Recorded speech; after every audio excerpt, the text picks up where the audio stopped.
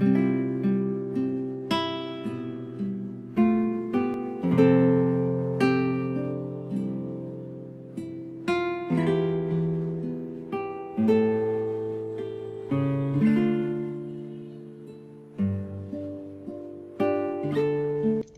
mabuting balita ng Panginoon ayon kay San Marcos.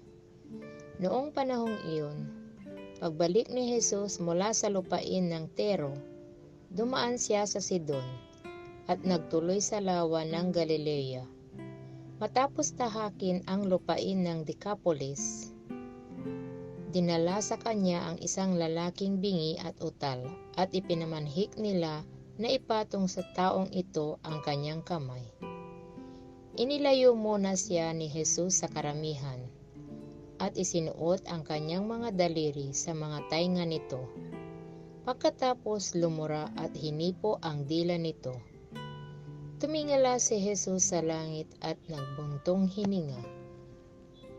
At sinabi sa tao, Ephata, ibig sabihin, mabuksan.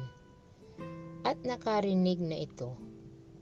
Nawala ang pagkautal at nakapagsalita na ng malinaw.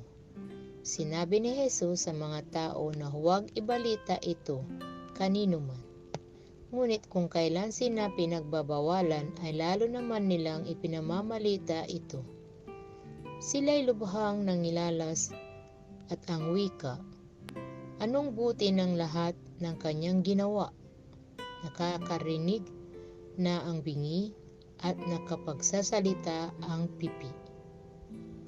Ang mabuting balita ng Panginoon.